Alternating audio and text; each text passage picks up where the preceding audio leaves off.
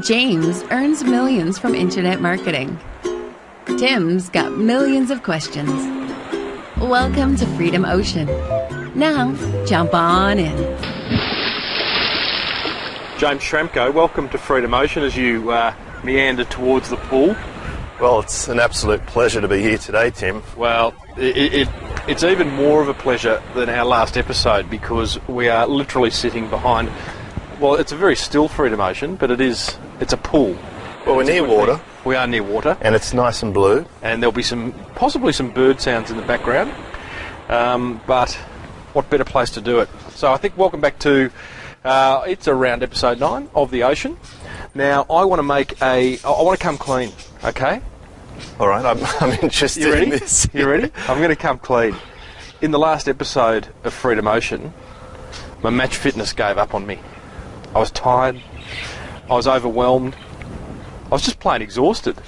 And I... mainly overwhelmed. And it's interesting, whilst physically it had been a long day, because I'd flown up to Sydney and done the whole thing, and we worked late, had a lovely dinner with the family, I also felt as though the overwhelm was just exhausting me. It was like, gosh, we'd covered affiliate, we'd covered local marketing, we'd done a zillion listener questions, and it was more information for me. And I went away and reflected on that.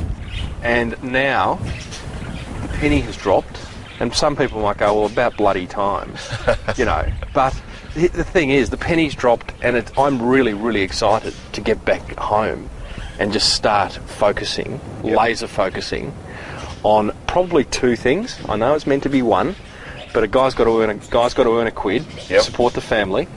But I know what I'm going to focus on, and it's like, you know what? All that other stuff can wait. And I say that in the knowledge too that we're going to be producing another series of shows right now, and there's going to be more knowledge, but that's okay because it can wait. And I've got this concept in my mind of a bit of a virtual bookshelf where I'm just going to put, well, it's the back burner, you know? Yeah. The stuff that I'm learning, I'm not necessarily going to action now. I'm just going to put it on that bookshelf and come back to it. Yeah, that makes perfect sense. And I showed you through my project stream, and you can see that I've got a little holding bay where my ideas go, and I only drag one of them at a time into production. Well, yes, and that was part of what triggered me last night. After we turned the mics off, you showed me your project stream, and in fact what you said was, I've got 10 projects on, and I'm like, that didn't help at all. But then when you actually went through and said, you know what, well, there might be 10 on, but there's one in the foreground, and that is going to be nailed well and truly before anything else occupies your headspace. And I just think that's, you know, it's not internet marketing kind of stuff. It's just like human behaviour. It's how we operate. It's in any business, and I think a lot of business owners tend to get sucked into the day-to-day stuff and forget what it's all about. So it's important to set up some sort of focal point that, you know, where do you want to point the laser beam? It should be on the money-making thing. What represents a good opportunity for you that suits your goals, and you'll be able to find out what suits your goals if you do the Tim's Matrix project. You know, do you want to make money today, or do you want to make Grange and have a great payday down the track, or do you want a balance of something in between? There's actually some also, just to support that thinking, if it does need supporting, there's some consumer behaviour study that was done years and years ago, which basically said if you want to be on the shopping list, you need to be one of the top 3 brands in people's mind. Basically, for every purchase decision we have, there's actually 3 brands that are going to meet the criteria of that purchase decision. Generally, number 1 will meet it, but if it doesn't, then you can fall back to number 2, and if all else fails, number 3. So, you know, it's not as if it's not about overload. So it was really good learning for me. So I'm excited about that. So we might finish the show here, and I'm just going to go and start creating. Not that easy, Tim. Not that easy. We got have a listeners, promise. remember? Exactly. We're here for them, not for you. Are the microphones on? Yes. Right, okay. Testing. I wonder if they can hear the birds. We don't know. We can hear them. Sure. There's a bit of wind. That means it's safe. Okay. Bird noise, apparently, and there's a great TED talk about this from a guy called Julian. And bird Not noise... Assange. No, not Julian Assange. Julian Treasure. What a great name. It is a great name. A really good name. Lovely guy too. Very, very good audio specialist. But he said that bird soundtracks imply safety, and it's a great thing to play if you're ever selling something. Okay, so we know there's no poisonous gases around at the moment. That's right. And if if there was going to be some sort of natural disaster, Okay. they'd vamoose. Okay. Speaking of good names, because Treasure's a good name, I was watching a video the other day from the Singular University, which is this kind of high-end, very intellectual university over in the Valley. And one of the lead guys, they're all academics, and one of the lead guys, his surname was Brilliant, which, I'd have to question whether he'd been a deed poll and actually changed it, because it was just too much of a coincidence. But I often get a laugh out of people's surnames when it reflects what they actually do in their job. Yes. Because every now and then it does happen. Now, what we haven't done? We haven't welcomed our listeners back. So well, welcome, I sort listeners. of indicated that they're there. Yeah, we did. We acknowledged.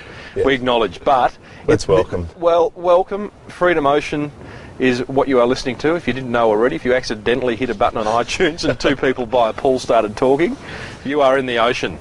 And the ocean is rocking. The swell, episode 8 or 9, whatever we're up to, the swell is beginning, James. I think a quote from a couple of shows ago was it's time to take off the floaties and hop on the jet skis. So yes, we're doing that, and things are ramping up. One thing, in the spirit of just talking candidly, today's show is all about going behind the scenes of Freedom Ocean.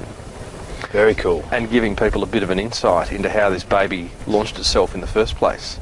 Because as someone who has been part of it, I've also sat back and watched this thing come to life, and it's fantastic. Nothing better than when you have an idea and it actually comes to life and starts to get traction. More to the point, many ideas come to life and then sit there, but this one's getting traction, and that's exciting. So I think there's huge amount of learning in how the ocean has come into being. So what you're saying is, by deconstructing a few things from Freedom Ocean, Yep. it could be applied for other people with their business. Correct. With the view, and it'd be interesting to get listener feedback on this, with the view, if they're interested, we might go off and create a product that details in detail exactly how we did how each part came to life. Because we're going to touch on the sort of bird's eye view of how each part of the ocean has come to life so far, but there's probably another level of information of how to that we won't be able to cover in this show that we might cover in a product. So listeners, if you are interested, what can they do, James? Well, they could join our newsletter at freedomocean.com. Newsletter? Yeah. That sounds very old-fashioned. Well, it's not really a newsletter. In the old days, though, newsletters actually had news. Yep. And our thing does two things, really. It alerts you when there's a new podcast, and of course you wouldn't want to miss one by even minutes. No. And judging from our current open rates, most people really look forward to their episode. Yeah, and I apologise for the young fellow who, when we sent out a show last night, he said, guys, I was just going to bed. This is coming through our of Facebook. Course you need to listen to it immediately. Yeah, correct. We gave him permission to go to bed and listen to it in the morning. It would still be there. It would still be there. Yep.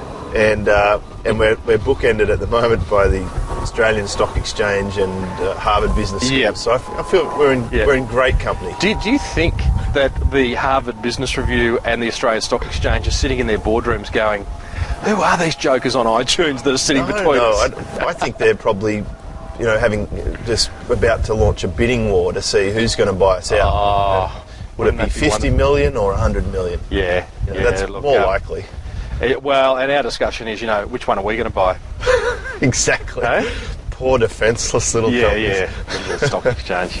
So, yes, you get alerts, but also we actually provide our subscribers a full transcription of each episode. Yeah. So from that point of view, I really think it is actually newsy.